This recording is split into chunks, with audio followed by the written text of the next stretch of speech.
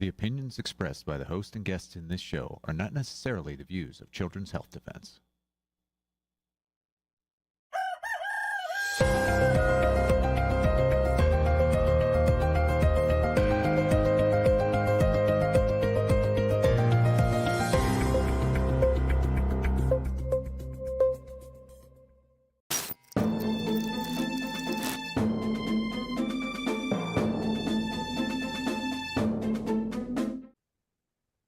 Good morning, CHD. It is Thursday, the 18th of September 2025. We are live here with Financial Rebellion. Good morning, Carolyn. Good morning, Catherine. Good morning, Polly. Well, so yesterday was an extremely frustrating day. Viewers, for all of you that tuned into that awful Susan Monterey's lies, it was to me the worst of all the ones that we've had. I just couldn't. I had to keep calming myself. In fact, I actually ate half a bar of chocolate, which I never do, with the stress of it. It was so stressful. But here's the thing. I had to come off that, listening to that hearing for just about 20 minutes, but I had to get on another call. And on that call, so I've been on that, listening to Suzanne Monterey's and Bernie Sanders. Ooh, I mean, how much are you getting paid, Bernie? Is it really worth it for all the death? Not once did they mention any of the death or the struggles of people. All they talked about was anti-vaccine misinformation and how vaccines have saved millions of lives. What a bad person Bobby Kennedy is. And I just mention one thing, Polly. John Rappaport's lead headline this morning was the autism industrial complex. Right. But, okay, I just want to finish this one thing because it's really important.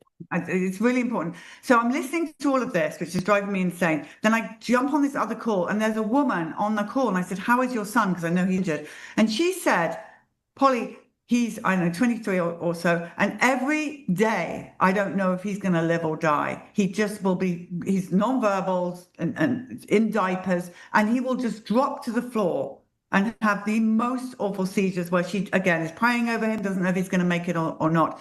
This woman faithfully believed, like I did, in the system, in our doctors, that they go and get their medical degrees, and we did take the shot. So Bernie Sanders and all you other people that keep calling us anti-vaccine nutters, we are ex-vaxxers. We did as you asked us to do, with catastrophic results, like my friend who doesn't know if her son's going to live or die. His life is hell, pure hell. So none of this vaccine is, autism is a gift, is pure hell, and she's one of many.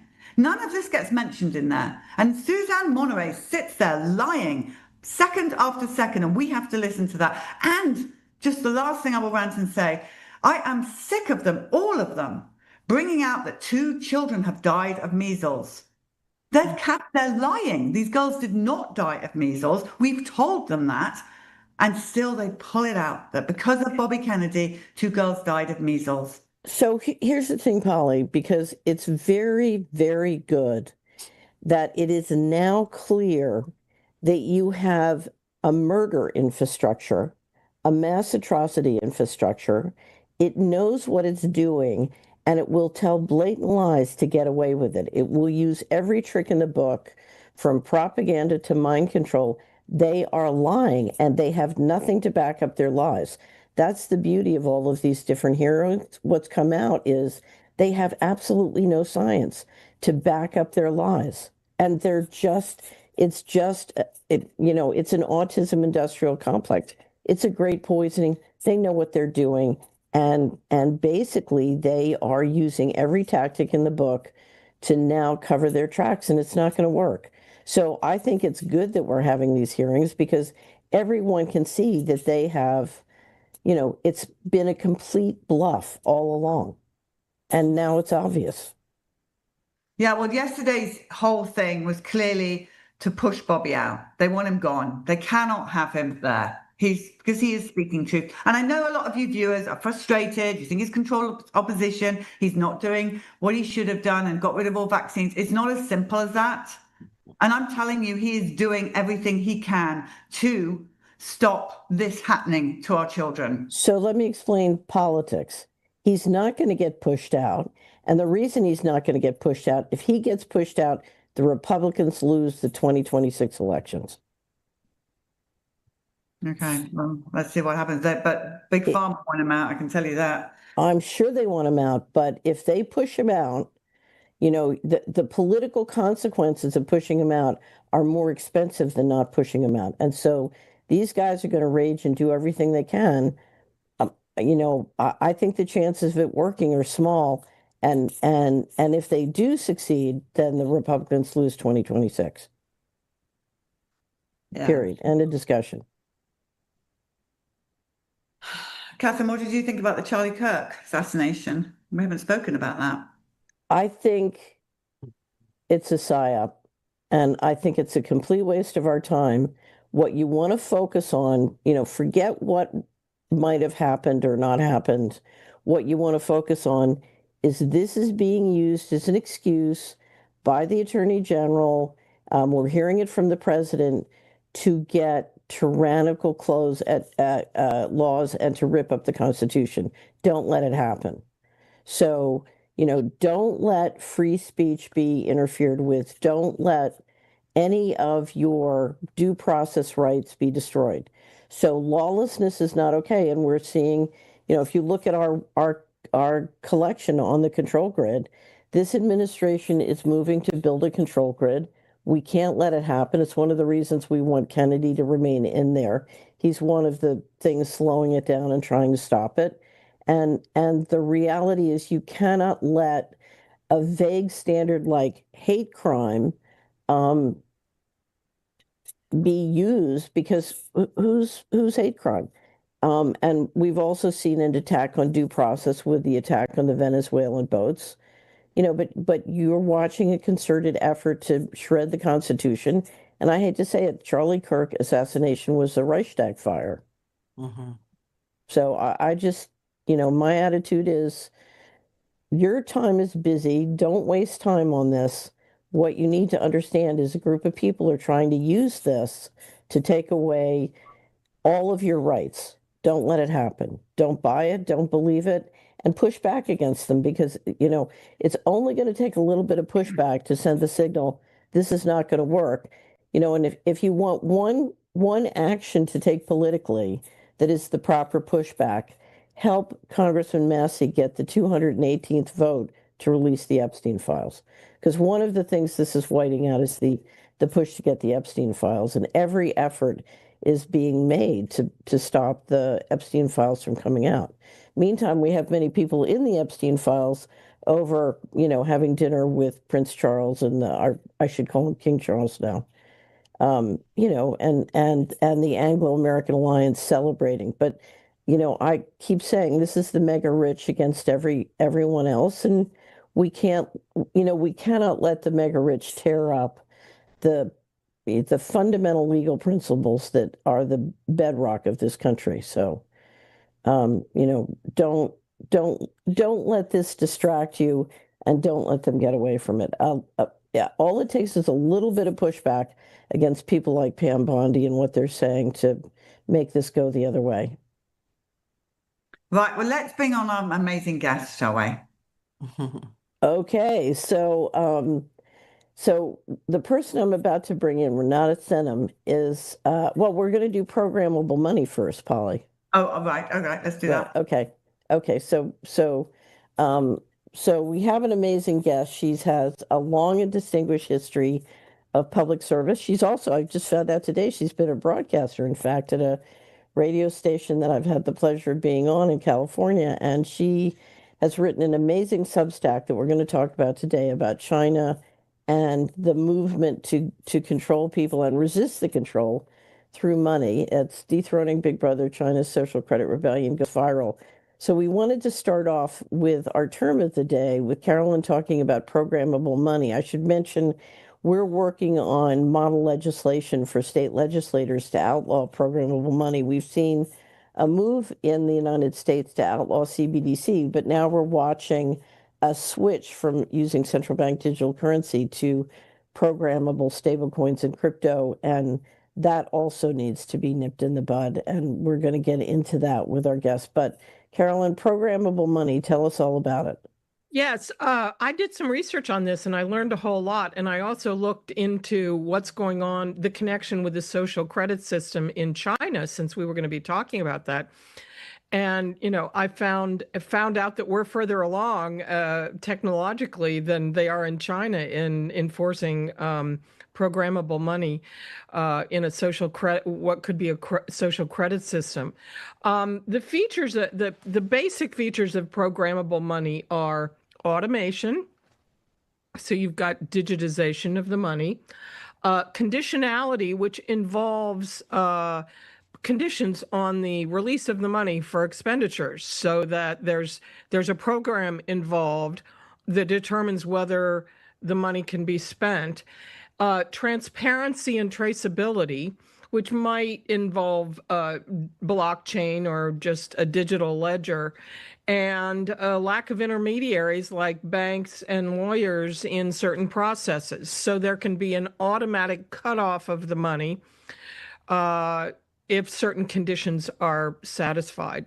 I did a search on the internet for what is programmable money, and I came across a fairly extensive article called "What is Programmable Money" that the Fed put out, and that will be in the links. But much of what the Fed is pointing out is that you have to have the programmability and the digitization in basically linked together, whether they're side by side or whether it's embedded. They have to be together in a system. And the article talks about different ways of doing this.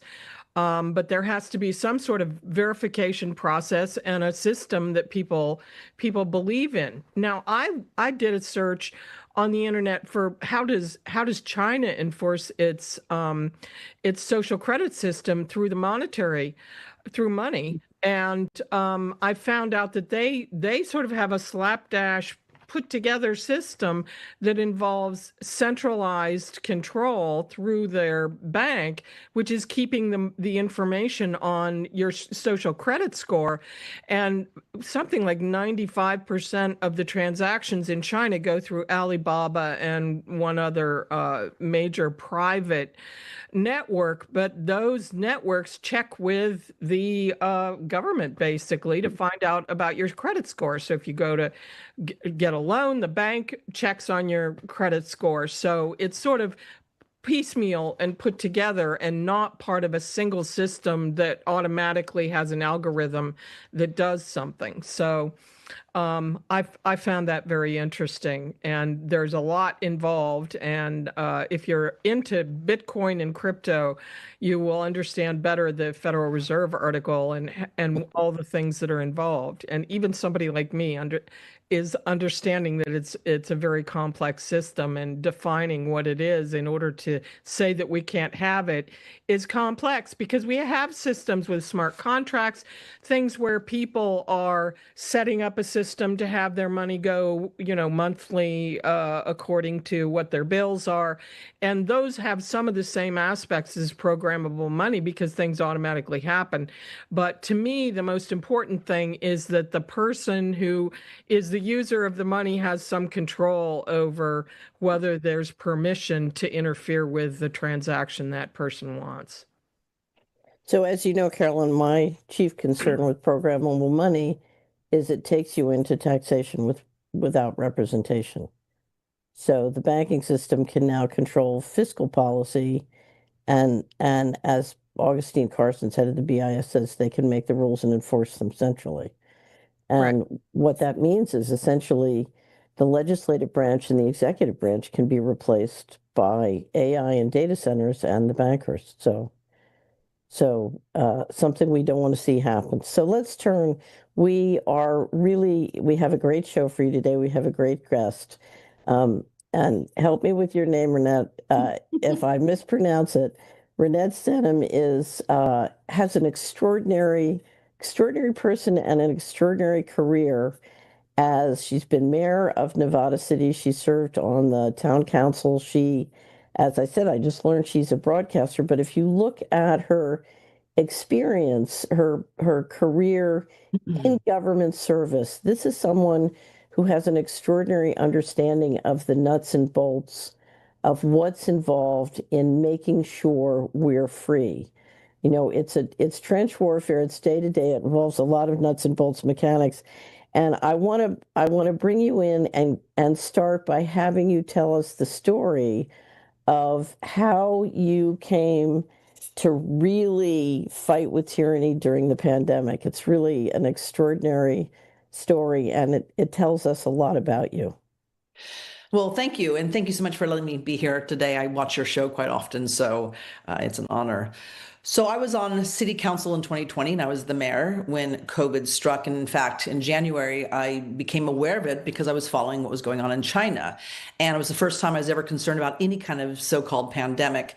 And so I warned the county, the city, there's this thing coming along called coronavirus, we should prepare. And then we had the stay-at-home orders, which, to be quite frank, I did support at the time as mayor because there's so many unknowns, so many questions. I said, guys, just give it 2 weeks. If it goes beyond 2 weeks, then we've got a problem.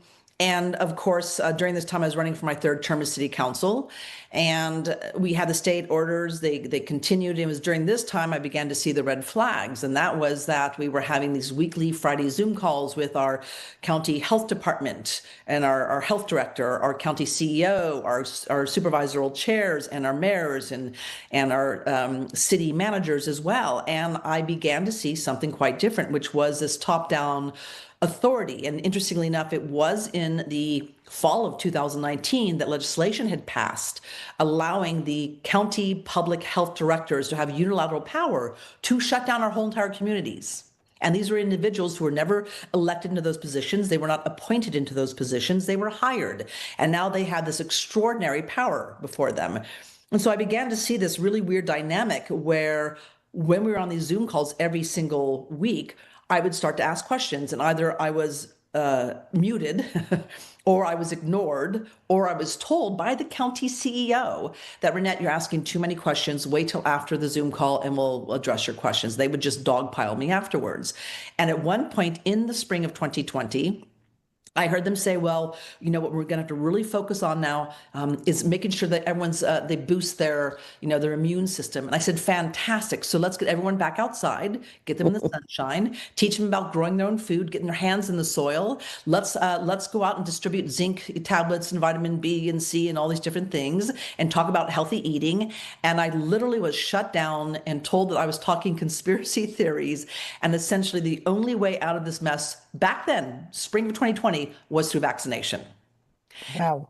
And then quite soon after that, we had Governor Newsom do a statewide mask mandate, which I was horrified by because I know I've gone down and I've lobbied for bills and I've testified before the Congress on other topics like 5G, and I know how bills and legislation is passed, and I know that a governor does not have unilateral power to go out there and insist and mandate and make law that every California citizen wear a medical device on their face. So I marched myself down to the city police chief and I said, Chad, do you plan on enforcing this statewide mandate? And he said, I don't know how I can do that. There's no penal code and I can't enforce something without a penal code. And by the way, he said, this is not constitutional. I don't know how this could happen.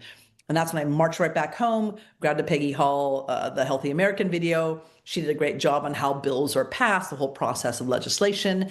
And I did a big Facebook post by design to grab attention because the silence in California was shocking to me, especially by our leaders. And I basically said, Newsom is not king, and go about and breathe fresh air. And all hell broke out. And so at that point in time, the newspaper, the media really started to vilify me. And in City Hall, they were getting the phone calls and texts, we love her, we hate her, we love her. They were trying to force me to resign, which I did not. However, July 8th came along in 2020 when I'm ready to start my third term. And here we are on our Zoom call. We're all, stuck on Zoom now. And instead of taking the oath, I actually said, I'm going to resign. And I read them my resignation letter that basically said, you're all committing crimes against humanity. And we're going to come back in a few years and we're going to hold your feet to the fire to the highest extent of the law. And I really ticked off the community even more so. And then I went on and started broadcasting and interviewing people at that time because it was very quiet the summer of 2020. So I started interviewing Sherry Tenpenny and Dr. Peter McCullough and all these different individuals who were really out there on the forefront trying to bring some sanity to this insane situation. So what happened? You said they shut you out of ultimately the radio station. So what happened was the day of the stay-at-home orders, our KVR radio station, KVMR, Nevada City, California, shut their doors. They locked down the key code. No broadcasters were allowed in for many months. And then at that point in time, they said they accidentally erased all of our former newscast shows or news episodes. All of my years and years of episodes were erased, though I do have some of them myself in my own library. And they would not, at that point in time, ever allow anybody back through the doors who did not have their vaccines, proof of vaccinations, and did not carry the narrative that COVID was real and you have to get vaccinated. And interestingly enough, at that time, our radio station did pair up with RAND, Research and Development Company, to do this story on the false narratives versus real narratives and how can you tell the difference. And we want Reinette to speak with the RAND CEO. And here are all the questions, Reinette. We're like 20 questions, and they were very clearly data mining my experience and my community to get this information from our town. And it was really interesting because they said it's really unusual to have an elected representative who does not go along with the official narrative. And what are you thinking? Right. I said, well, I'm thinking for myself, first of all. And it was a hellacious time, to be frank. It was quite hellacious. So, and I want to underscore, because I was out in Nevada City with, I don't know if you remember Chamba Lane. Oh, yeah, Chamba. I took his time slot. Did you take his time slot? And yeah. I'll never forget, we did an event in Nevada City and I met Utah Phillips. I couldn't believe I finally got to meet the Utah Phillips. And that was a remarkable station. Yeah. And it had a remarkable audience and it had a remarkable reach. And the idea, that's like burning down a library to shut that down and delete the archives. I can't imagine anything so horrible. It actually, ironically, it kind of reminded me of the Cultural Revolution of China. Right. You're erasing all the culture, all the history, all the color, all the art, all the nuance and the history. And Utah Phillips' widow actually lives right next door. Utah used to live. Oh, really? Yeah. Small world, but nonetheless, he was an iconic figure, and it was shocking that they took. I took such pride in Nevada City because Nevada City was a town of activists, environmentalists, and social justice warriors. And there have been times where I, made a big splash on social media and the media would come after me and all this town would get on their keyboards and fight for me because they knew what I was fighting for. And COVID was a very different situation, but we were extraordinarily powerful. We knew how to go down to Sacramento. Right. Legislators to author bills and pass bills. And so that is completely gone. The buildings are still here, but that spirit of the community, those individuals, it's not the same. So it was targeted and destroyed. I just want to mention, because I want to turn to China, Utah Phillips was the man who said, the planet is not dying, it's being killed, and the people killing it have names and addresses. That's very right. That's yeah. Yeah. Speaking of Susan and Bernie. Anyway, let's turn to China. You did a remarkable Substack, and that was what inspired us to get you on. Tell us what happened, how you came to write it. Tell us what it says. Well, I had been watching China for quite some time. And when I was a broadcaster in KVMR in 2017, I was doing updates on this thing called the social credit system. And it was all theory back then. It had not been institutionalized or really rolled out yet. But I'm like, look at guys, this is the plan. This is how they're going to lock us all down. And so I was already privy to. Should we look at the video you provided in the Substack and so we understand what social credit is? Yes. Okay. Let's go ahead and do that, Lou. Social credit system is basically an expansion of money or a new kind of money.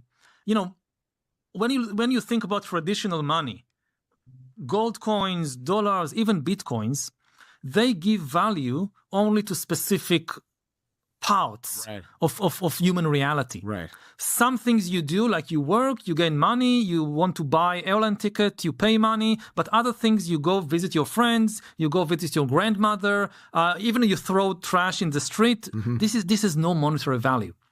The idea of the social credit is to monetize everything, to give value to every single thing you do in life.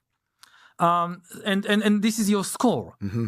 So even things that traditionally were not about money, they're about reputation or status. Suddenly you get precise points for them. And also anything you want to do, you need to use your social credit for it. So again, it has positive potential in some regards. It could create the most totalitarian, again, systems in history, where anything you do impacts your ability to get a job, to gain a loan, to travel. And in a way, you see this not only in China, you see it all over the world, also in the US. This because it's a function of surveillance. That traditionally, only some areas of life were monitored and surveyed. And even in dictatorships, there was privacy. If you live in the Soviet Union, so the KGB can't follow you around all the time. They just don't have enough agents. Right. They tried, but they try, but you have 200 million Soviet citizens. They don't have 200 million agents. Now, you can monitor everybody all the time. You don't need human agents or analysts. You have the computers, smartphones, cameras, drones, microphones everywhere, and you have the AIs analyzing all the ocean of information. So this creates the potential for total surveillance. And it can take the form of the social credit system.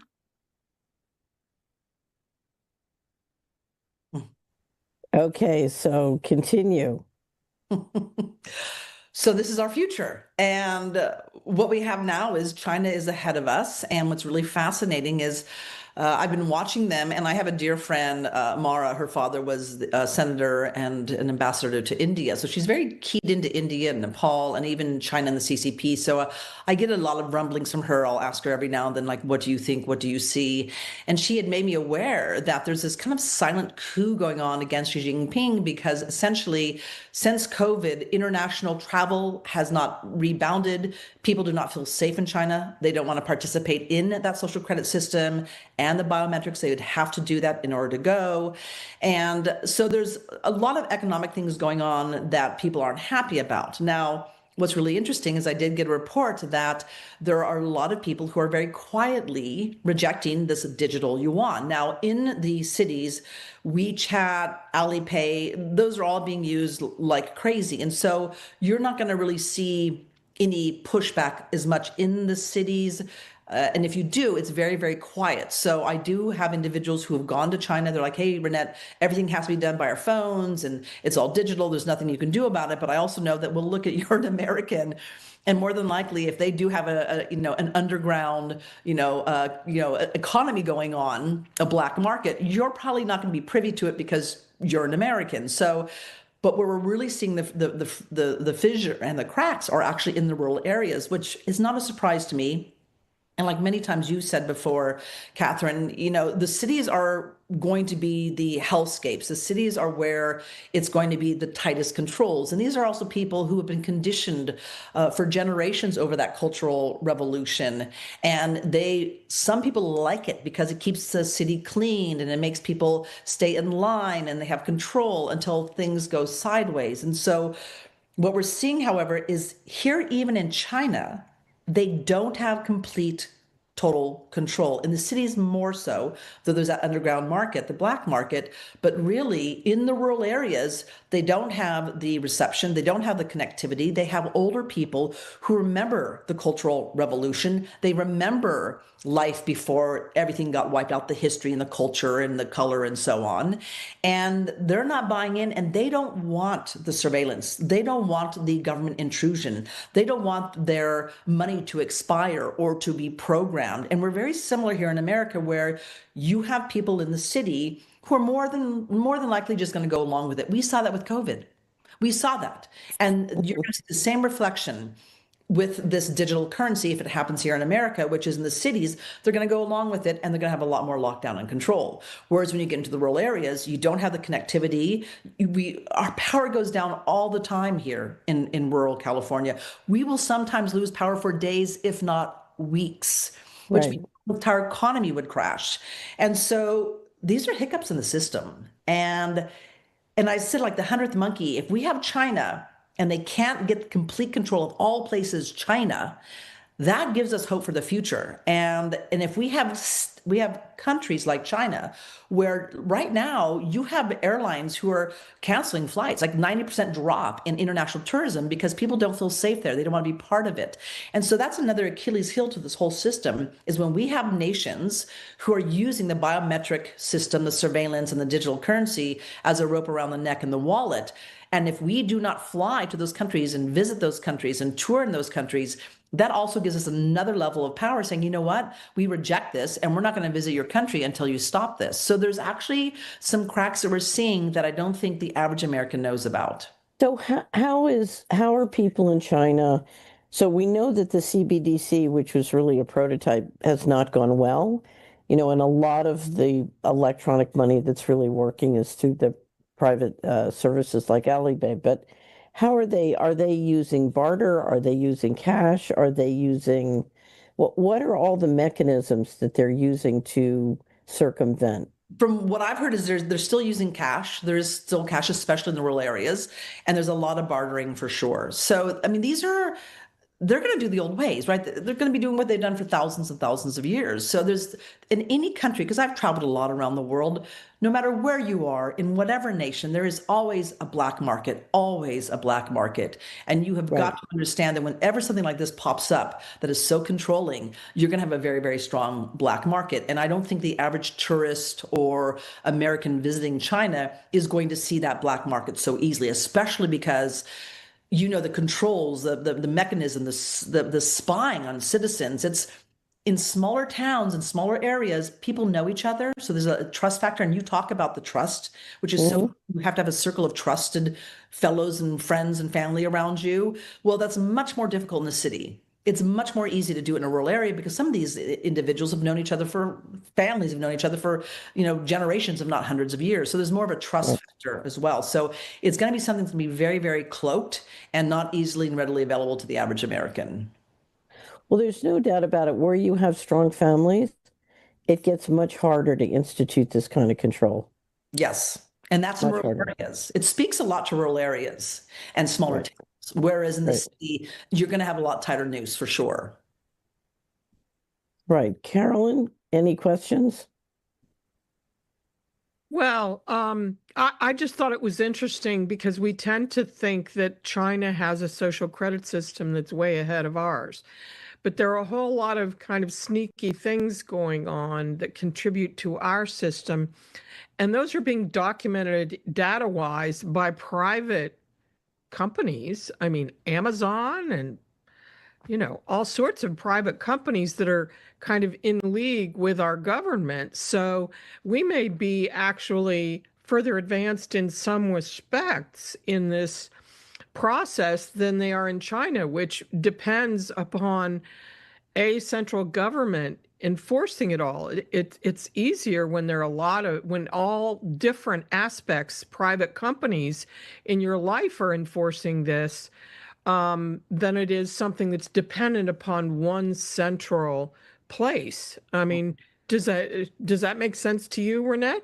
Oh, 100%. In fact, I have no doubt that the US government and Silicon Valley have been closely watching China. As I said, this is the thing is that they're watching them, and whatever their strengths are, they're paying attention to. Whatever their weaknesses are, they're paying attention to.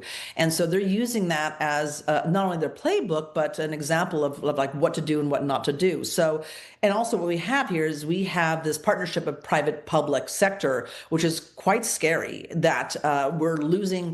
I mean, I believe our government needs to be pared down anyway, and less intrusive, actions on their part. However, they're literally giving over the government to the private sector, which is very, very scary. And that's why I wanted to educate people too, to say we don't need to go into fear, but we have to have a certain level of awareness. And one of the best things you can do, which is what we're seeing in the Chinese, citizens, and they've been through the ringer, is that you just simply don't go along. And as I mentioned earlier, before we started recording or going live, is that back in 2014 here in Nevada County, Western Nevada County, I did start a time bank, and we operated that for 6 years. And that was just a time for time exchange. We had hundreds of members and thousands of hours were exchanged, and it was extraordinary. And it made me realize that if things do fall apart, we actually have a backup plan that we can literally start up immediately with a notepad or a little black book and a pen. And so these are some of the things I was kind of testing out over a decade ago because of my concern with just this social credit scores, private public partnerships coming in and totally taking over our government. And then, of course, the surveillance system that's also connected to this point system, essentially, and programmable money that could also expire. And so I've been working out for years now, what are some of the backup systems we can put in place, and what are some of the weaknesses and the Achilles heel that we are actually seeing currently in China? And there's a lot more than people realize. So let me ask you this. If you have read the Genius Act, and we have a great article on the Genius Act on Solari that describes this, rather than doing a CBDC through the central bank, you're essentially taking mostly the large banks, but you could end up with companies like Amazon issuing stable coins. So you have many issuers of stable coins, but they all have to essentially lock and load with a system that comes through Treasury that is supposedly for know your customer and money laundering and other compliance. And if you look at that mechanism, it looks to me like it can be used to basically bring in the full power of what they're creating with Palantir in terms of data analytics and implementing a social credit system. Now, they're very careful on how they're describing it. They keep trying to describe it as know your customer to stop crime. But if you look at what is needed to do those things, it's far more invasive. And so one of the questions we're grappling with in terms of legislating against programmable money is how do you look at that know your customer money laundering game and in the face of it stop programmable money? How do you do that as a legislator?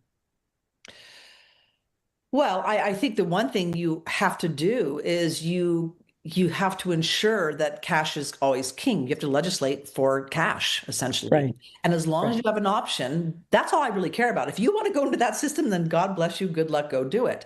But you have to allow that space for cash. And to be quite frank, I do not see, Catherine, how they're going to be able to push this onto the American people, because there's so many of us who live in the rural areas where power is not always available, the internet is not available, cell service is not available. I mean, just that alone. And granted, I did watch them roll out the backbone to 5G during the lockdowns when I was mayor. I saw the utility trucks coming in 2.5 hours every single night, just pole by pole, extending this during the lockdown. And I found out this was happening globally. So they do plan on pushing this out into the rural areas and trying to have that connectivity, but they've tried and it's still not working. So I think really it's always making sure that you want to go and do this, you can do it, but cash is still king and it's always readily available and it must be accepted tender. So what the Brits have done have come out with essentially plastic money that essentially with QR codes or chips can be digitized. So part of making sure cash is king and we preserve cash is that as a technical matter, cash is not digitized. 100%, 100%.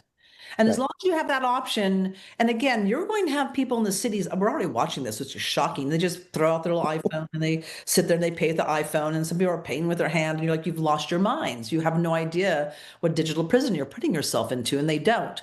But as long as that cash is still readily available and it must be accepted. For instance, it's really fascinating. It seems to always start with the airlines. But with the airlines, they were the first ones to go cashless. They were the first ones to ban smoking, which is a great idea. But now they, of course, say, sorry, we do not accept cash. And this has been going on for quite a few years. That must 100% be illegal. When somebody hands over a dollar bill, you're required by law to accept it. So it's really interesting. We do monthly briefings at Solari for legislators, and now we've opened them up to the public. Our last few, I have had maybe 10 emails or personal proposals saying, look, an all digital financial system is inevitable. It's going to go that way. And we have a plan of doing crypto that can be private. Now, it's interesting, there's a big debate out of FinCEN because FinCEN is applying the Patriot Act to stable coins and crypto and saying no private transactions allowed. So not surprisingly, but what I say to them, because they say, look, cash is old, it'll never, it's inevitable, it's going to go away. And, so instead help us make this digital system better. And I just laugh and say, cash is not going away. It is not going to 100% digital, because if it does, we are in a digital concentration camp. And the notion that you can make it work is absurd. And so there needs to be this voice of, stop it, stop that programming that we have to go 100% digital and it's inevitable and there's nothing you can do. It's completely ridiculous. Well, and also I go back to, the human spirit. There's a lot of individuals, people in the cities, because I've lived in the cities and I've lived here in the rural area. And in the cities, they're much more highly focused on their career and money and progressing and getting along, and it's just a very different zeitgeist. Whereas in the rural area, people live in the rural area because they want to be left alone. They don't want government interference. They don't want people to know their business. They want space around them. They want their privacy. So you're going to have a massive, massive rejection of this type of digital currency in the rural areas, as well as we also know, especially here in California, where Newsom is king, that the power grid goes out all the time. It goes out all the time, and not just for days. Sometimes it is literally for weeks, and we're sent back to the dark ages. So am I to assume that during those times we cannot have any kind of exchange going on? It's actually impossible. Right. And I don't know if you've seen, some of the Scandinavian central banks have come out and said, in response to seeing what's happening during disasters around the world, that it was a mistake for them to try and extinguish cash, and they're gonna take cash back. I think it's a lot of sociopaths and psychopaths' wet dream to have this kind of control. Seriously, I think it's a dream. And I think that the more that we realize and reckon that this is actually impossible and not be afraid of it, because it's been a great concern of mine for many, many years. And I think that we need to realize there are cracks, that if they cannot and completely control what's going on in China, and everyone is watching China, and there's no other nation that has the boot on the neck and the wallet like China. And if they don't have complete control over China, then we need to let people know, like, hey guys, we're winning. There's something going on here. And that is the poster child for this system, this digital prison. And so it's very hopeful. And so I just want people to know, like, look, cash is king. Pay with it as much as possible. Do not go along with it. Talk to your legislators and saying, during a time of emergency, which happens all the time in California, fires, floods, you name it, you cannot expect us to shut down commerce for days, if sometimes weeks, because the system does not support life. It does not support life and happenstance and emergencies and events. It's impossible. So I think that we have to really come from that angle, especially, which is very, very common here in California, and say it's impossible. You've got to always ensure that whether it's on an airplane or just your local hardware store, that cash is always accepted. Right. And that is going to require, some states have done a lot to preserve cash through legislation, but we need to do a lot more, and it's why we have model cash legislation at Solari. And if you're interested, you check out our financial transaction freedom website. We'd love to, make sure that you can work with your legislators to ensure that this is done. So, Polly, you've been very quiet. Do you have questions? Well, I'm finding it fascinating. Yes, I do. Reinette, thank you. First of all, you speak very well, very easy to listen to. So you're welcome on this platform anytime you like. Thanks. But also, what else are we doing that we're not realizing we're doing that's contributing towards this? Like, I mean, I have a big thing about QR codes. I can't believe how everybody doesn't get the QR codes, including people at CHD. So what else are we doing? You think, oh, I didn't think I was doing, you know what I mean? You just don't realize. Like when Catherine said using cash because you don't want to be traced, and I was using cash and I didn't think I was putting in for my reward because everyone wants a reward. I was actually logging it. You don't think, see? So, Reinette, talk us through other things we might be doing. I have to say it's one of the best things you can do is while you're standing in line at the grocery store, or and you got your cash in hand, you're waiting to have your be checked out, is to literally just start a conversation with a person next to you and just say, wouldn't that be awful if the power went out and we couldn't pay for everything? Or remember that time when we lost power for a week? Could you imagine if everything went digital? And that is the best darn thing you can do, is just start having those conversations and actually being the walking example and saying, is your paying, like, oh, I love to pay cash. So when, so I can stop the whole digital, prison going on, and like just be the walking example, and people seeing or actually saying, letting people know, why are you using cash? And that's a great subtle way. We did that during COVID. When COVID was happening, we have conversations about vaccines because people they're trapped audience. They have to stand in line. They can't escape you. And so I actually just really be the walking example. And again, QR codes. When you go into a restaurant and they have a QR code for your menu, that's when you just say, no, I'm sorry, I don't have a phone. You have to give me a menu. Do not make it easy for them. Do not make it easy for them. And then challenge your friends and neighbors. Just challenge them and say, hey, try using cash, and tell them why. And I think they'll actually start understanding. But again, to be quite frank, I think most of the answers are going to be coming from the rural areas because you have the right mindset where people are less likely to go along with it, where people in the city are just going about their day. They want quick convenience, hurry. They got to go from point A to point B. And I think you're less likely to have the kind of cultural pushback in the cities as you will in the rural areas. So I have to jump in and can I talk about Halloween cash? Have you heard about this, Polly? We have several blog posts on Solari.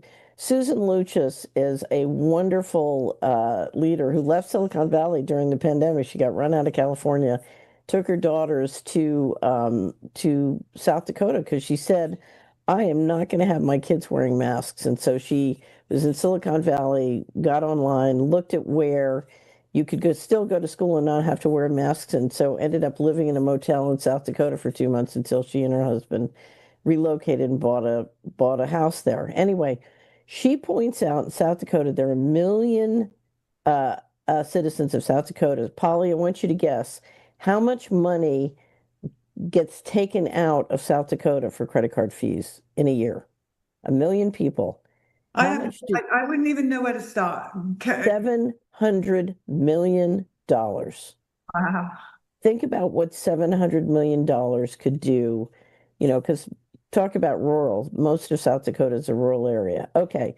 So Susan's goal, and if you come to the Financial Transaction Freedom website, we have a section called Team Cash, and you can find a wealth of resources, including these here.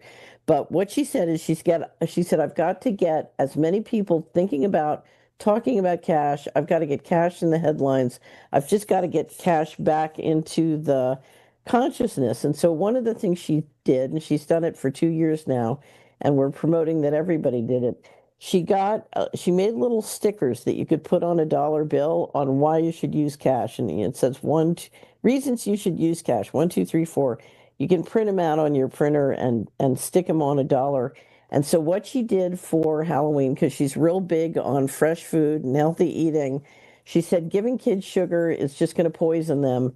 What I'm going to do is every kid who comes to the door is going to get a dollar bill and a Constitution of the United States. Nice. And she has this thing she wears called "It's Cash is King," and she's got the king's hat and the drape down with all the thing on it. But what she says is, if you give out dollar bills to the kids instead of candy, you will be the most popular house in the neighborhood on Halloween, because apparently kids like getting cash more than they like getting candy, or at least certainly from one. And so she gets a couple of $100 bills and hands them out. And she says, what happens is the kids really go home and try and persuade their parents that they should use cash. And so imagine you give out 100 or 200, or Susan this year is probably going to give out more than 300. And they're all running home and persuading their parents that they should use cash. And I think this is a great way to send the message viral. Absolutely. So if you go to Team Cash, we have all sorts of information and commentaries on how to do, and you can download the label and print it out, et cetera, et cetera. So Well, we had some restaurants here in Nevada City that they were paying $40,000 a year to the credit card company. Right.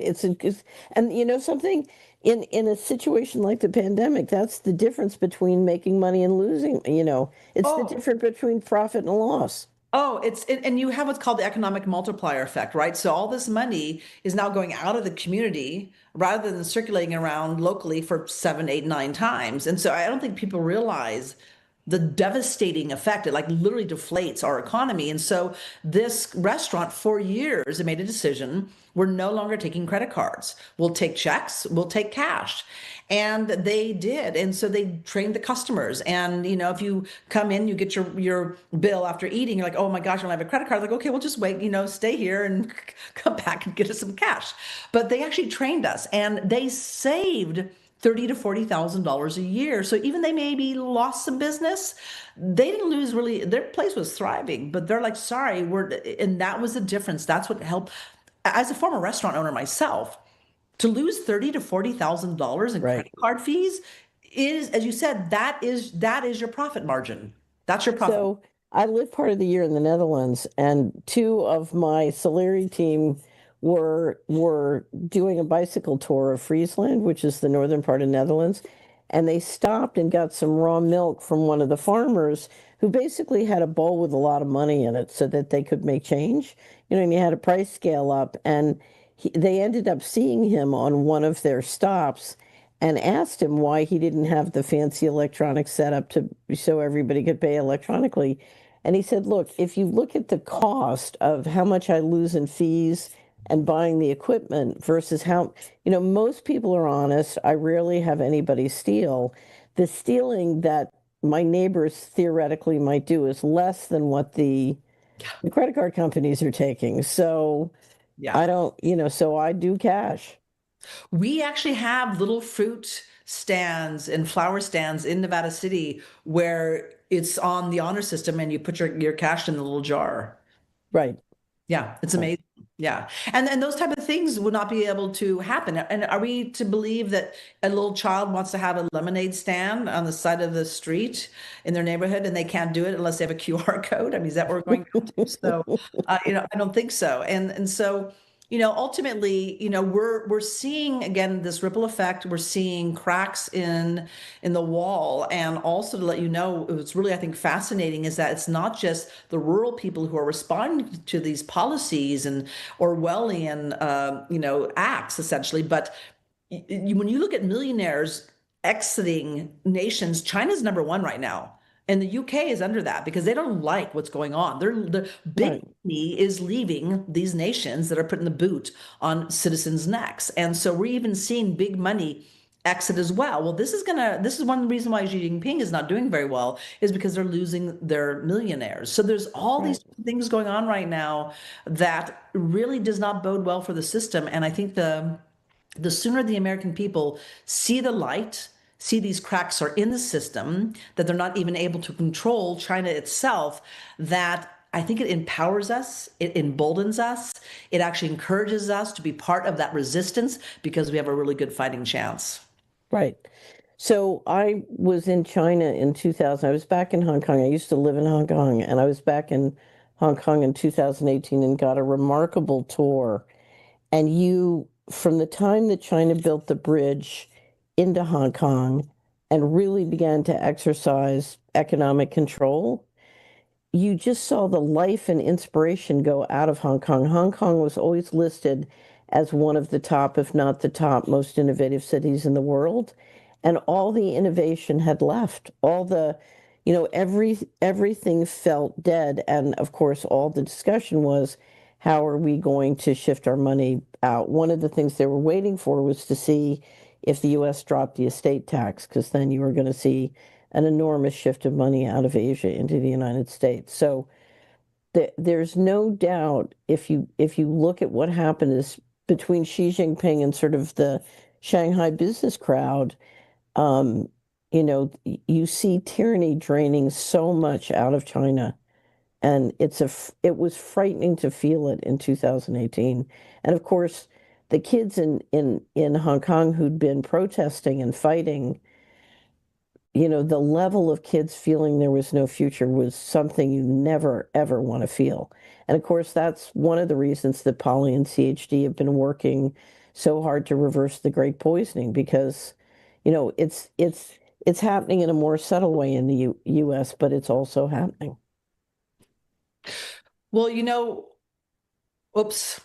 What's interesting is that what we're watching in Nepal, for instance, right? Bangladesh last year, even UK, but with Nepal, you have these young people, Gen Z, the economy's not good in Nepal. They lose about 740,000 Nepalese every year to jobs elsewhere out of the country. And when they changed the laws where they're forcing the social media companies to register with the government, I think only TikTok was the only one to do this, of course. But when they shut down these platforms, that was not only the place where the young people could actually do business, of course they're communicating, but this is where they're doing businesses online.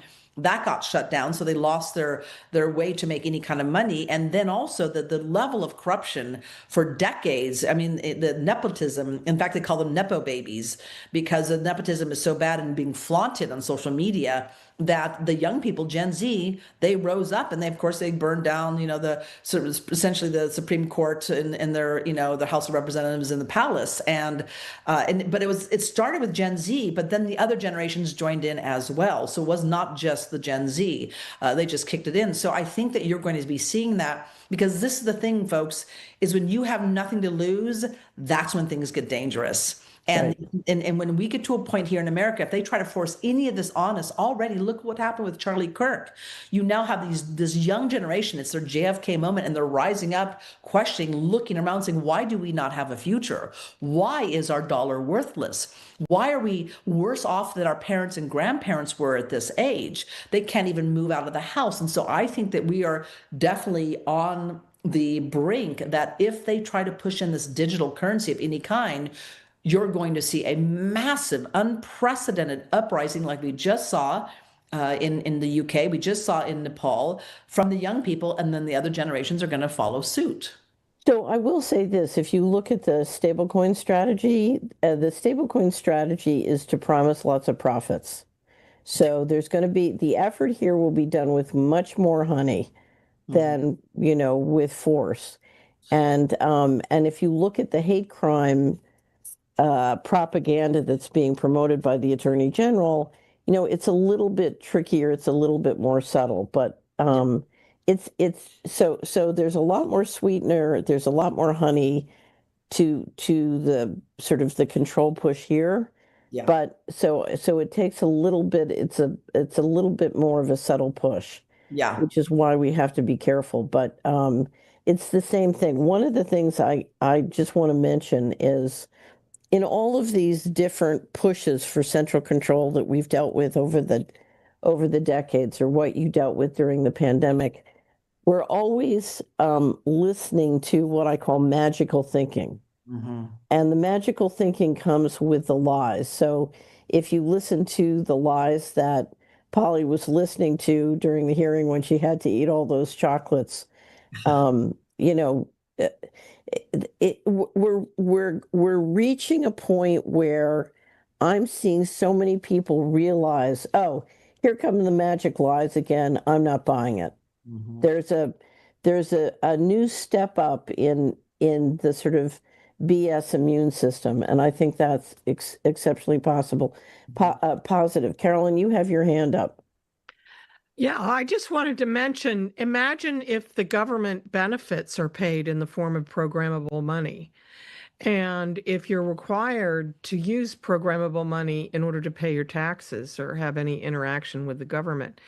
And we're seeing Trump announced that if you boycott Israel, you can't be a government contractor. So we've got a whole lot of things happening where the executive is exercising power through means that are not legislation. And so, beware. Okay. Well, the fight's on. We're going to win. Polly, any last words other than, so we just have to thank you tremendously for a great show. And Polly, I think you've got a new potential broadcaster here. Yeah, well, I know. I've we follow you? I mean, I want to know more about what you're doing, and it says Save Our Skies. Thank you for that as well. So tell us how we can follow you. Best place would be with Reinette Senum's Foghorn Express. .substack.com. So if you just put Foghorn Express in there, you'll get my Substack. I do updates, I do political commentary, and also with Save Our Skies, I've got a petition for rulemaking we're editing right now, and we'll be submitting to the EPA, Cal EPA, which is a game changer in the geoengineering fight. And I've been working on that for many, many months, this petition for rulemaking. So that'd be a great thing to update people on. So Reinette Senum's foghornexpress.substack.com is the best. Reinette, are you available to discuss the geoengineering? Oh, absolutely. In fact, yes, I'd love to. That would be great. And I can send you the petition for rulemaking. It's a jaw dropper. I have to tell you, you're okay. I would love back on again. Send it to us. I would love to see it. Okay, fantastic. But we're out of time now. But Reinette, thank you for everything you have done and are still doing for us and for the future.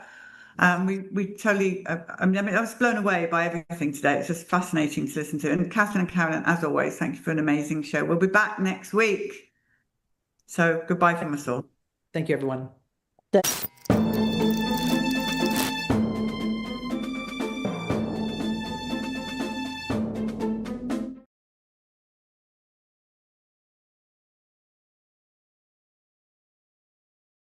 Okay, we're live.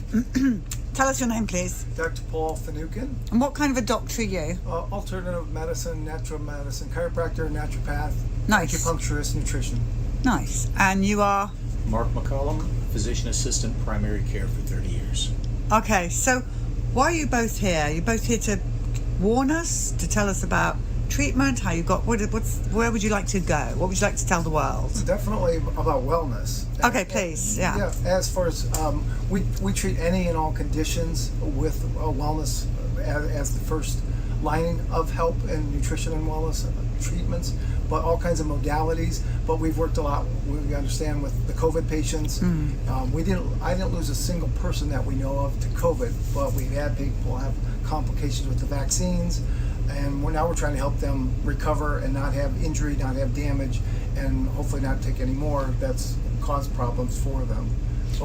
So on the bus we're saying COVID shot, injury and death, and unbelievable, more than the COVID shot, injury and death, hospital protocol death of the unvaccinated. Right. Yeah, we've had patients that we're doing from medical, missed medical care or from the vaccines. Now, what about shedding? Because we're hearing from the people who did not take the shot that are showing now symptoms of the injured from the shot. Well, none of my staff had been sick or ill, but we treated people the whole time. We did have some of our staff out, but we recovered quickly because of our protocols and treatments. But we had doctors who had never been out sick that were probably because of shedding, or so many sick people that we were around. But we've all recovered and done well because of our natural treatments and great staff, great doctors. Yeah. The key to getting over this, whether it goes into pandemic state again or not, is going to be starting off with a good, healthy immune system. And something as simple as getting a vitamin D level that's up over 50 or 60 versus the usual somewhere between 15 and 30 that even most people in Florida have, that when we test can mean the difference between, is this going to be a cold, maybe a bad flu, or something that's going to land you in the hospital and then at the hands of the drug companies and the what I call the death protocols. Why do you think the vitamin D level is so low in people at the moment? We've been told for the last 30 years, protect your skin, wear sunscreen, stay out of the sun, you're going to get skin cancer, and all it's really done is it's just caused everybody to have low vitamin D levels. They put vitamin D in milk. Okay, it's enough to kind of keep your bones going, but it's not really enough to keep your immune system strong. So it starts off with having adequate amounts of proper nutrition, including zinc, vitamin C, and also vitamin D. That's the foundation of the pyramid to whether this turns into, again, a cold, or if it's going to be potentially life-threatening or the cause of death. What do you think is happening with this whole white lung pneumonia in children? We think from experience that they are now targeting the unvaccinated child. So We have this situation where all the scaremongering news, pneumonia, all around the world, coincidentally, every child, and it's all about get vaccinated with RSV, COVID, and flu. Pretty sure within a month or two, the hospitals will be full of unvaccinated children. Myself and my children, 5 children, we've never had vaccines. I'm 66, never had a shot of vaccine, and they're exceptionally well and healthy. And we try to help patients learn and live that way. So what I'm saying is, we haven't been vaccinated. I've never had a vaccine, never will, and we've been very healthy. And we see every teacher that my children had, they said how exceptional they were. They're just healthy kids. So we know the health of the unvaccinated. So what I'm trying to help here are the people that are still brainwashed, like the military groups and all those other mommy groups. They're all freaking out right now about the white lung COVID pneumonia in the children. And so how do we break through to these people to not rush their children into hospital? So the ones that are partially vaccinated and they want to stop, but they're so scared of your children. It's fear tactics. Yeah. It's all misinformation and fear. They'll tell you, if you don't get these vaccines, you're a bad mom, or you're a bad parent, or you don't love your children. You would rather have a dead child than a vaccinated child. And they use fear and misinformation because they're told to. They're mandated. If they work for a hospital system, that's who pays their paycheck. If they go against the grain, even if they feel otherwise, they know that they cannot speak out against the vaccination program, because to do so would be cause for termination, now, whether they believe it or not. If a child in today's age dies in hospital and is not totally up to date on vaccinated, that child is classed as unvaxxed. So this is how they're going to be reporting on it. Right. So they've had vaccines, but they haven't had. They just haven't had the recent RSV, COVID. Right. So they're saying they're unvaxxed. So I'm sorry, you're unvaxxed. You're not to that. So that's how they class it, unvaxxed. According to the nurses, pediatric nurses and doctors that we speak to, that is the protocol now. Injuries aren't being reported. We have patients come in on a regular basis that they've told their medical doctor that I've been sick ever since I had the vaccine, and it's not being put in their chart, and the doctors aren't acknowledging it. We see that continuously. And still pushing the COVID shot. Still pushing the vaccines. Yes. And take a shingles and a pneumococcal or whatever it is while we're here. Right. And a flu shot. Yeah. How are we going to break the cycle of this? Education. It's exhausting though, isn't it? People have to know that they have options and that they do not have to be forced into taking these vaccines. You can go to school without having all of these vaccines. Yeah, like I said, all my kids and grandkids have been in public school, private school, and they weren't vaccinated. Do you have any autism in them? As far as, no, my kids are healthy. There's not. Do you have any paralysis? No, none of my kids have had any serious illnesses. So, yeah. It's just undeniable, isn't it? Yeah. Well, when you see areas where there weren't vaccines and also vaccines are brought there, more and more problems are occurring. Have you guys read the Vax Unvax book by Dr. Brian Hooker? Okay, I'm giving you both a copy of that. Yeah. You're going to love it. Like that. Yeah, sure. Yeah, you're going to love it. Right, what else do you want to tell the people? Well, we have a very wellness-orientated practice for family health care and all health care. We do a lot with clinical nutrition, IV nutrition, regenerative medicine. We work a lot with athletes. So we want to keep people healthy, and we have what we feel are the best natural protocols and other treatments to help people stay healthy or regain their health when they're sick or injured. And when they do get sick, if they need it, we also use the FLCCC protocol, and we do treat with ivermectin. It works. I've treated over 750 cases with COVID, and I beat the national average. I've had 0 deaths. Nice. So it is treatable. It does not mean a death sentence if you get it, and people typically will get it one time, and if they keep their immune system strong. I've had COVID one time myself. That was 2.5 years ago. I had Delta strain.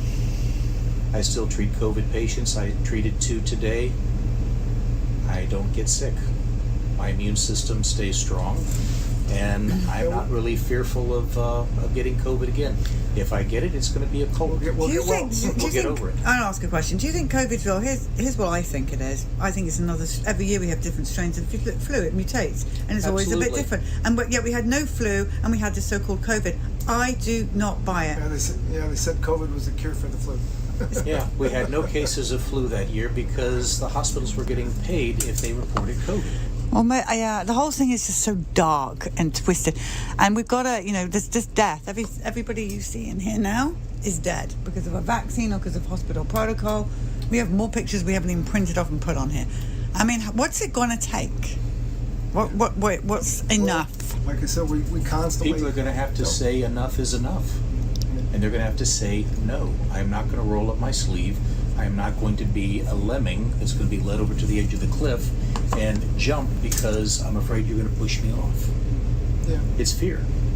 Now, do you guys work in Naples here? We work together, yeah. So this, I have to say, Claire, this is Claire here, and I are compiling a list of our favourite places in America, and you guys are right up here. We like it here. It helps. There's this place right here. Oh, yeah, yes. But you've had some of the worst injuries we've seen, by the way. But it's the really, really strong people. There's a lot of good caring people. Viewers, Naples going up to the top of the list of places to move. They don't want us all moving here. There's that. Right. But I have to say, what an amazing place it is here. Yeah, it's a great place for a family, and but we have a wonderful idea about health and wellness.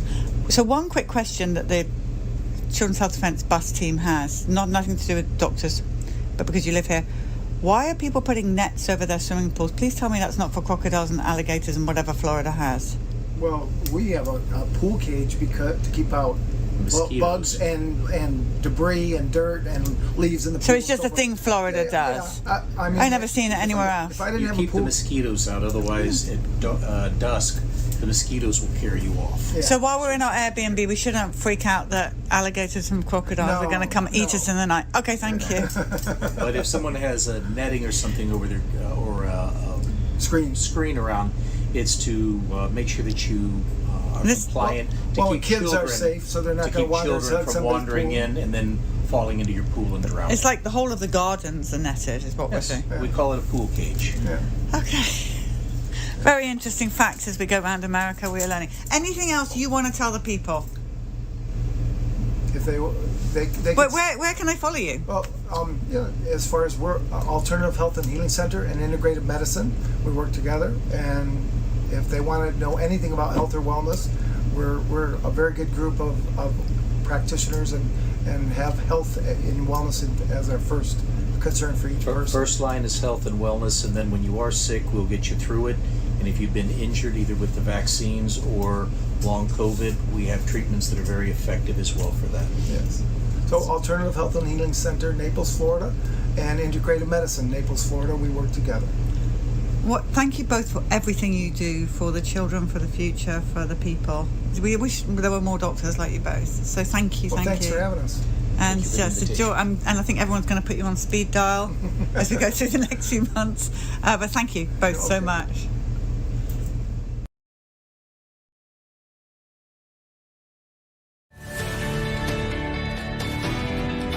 History doesn't wait. This is our moment to rise, unite, and reclaim our children's health. Join us here in Austin, Texas this November at the Children's Health Defense Conference. In the wake of unprecedented medical overreach and censorship, the world is waking up, and people like you are leading the way. We're at a turning point in history. With the pandemic behind us, our fight for freedom and health has reached the global stage. This is our moment of truth, and we're ready to seize it together. And Children's Health Defense has been at the forefront of this charge. Our 2025 conference brings together the leaders, visionaries, and warriors who made it happen. Meet the parents whose lives were forever changed, and hear from doctors who risked everything to speak out. Stand with those who refused to be silenced. You are going to hear from world-renowned speakers, doctors, and frontline leaders driving the medical freedom movement. Discover real-world solutions grounded in science, integrity, and human rights. Join the discussion to talk about vaccines, informed consent, parental rights, and so much more. And you'll, of course, hear from your favorite CHD personalities, sharing the latest on CHD's research, litigation, and outreach. And while you're there, soak up the energy, culture, and music of beautiful Austin, Texas. Whether you're a parent, a practitioner, or a medical freedom advocate, this is your call to action to protect what matters most. Be part of the movement that is rewriting the story for generations to come. So please join us. Join us. Join us. Let's make history together in Austin.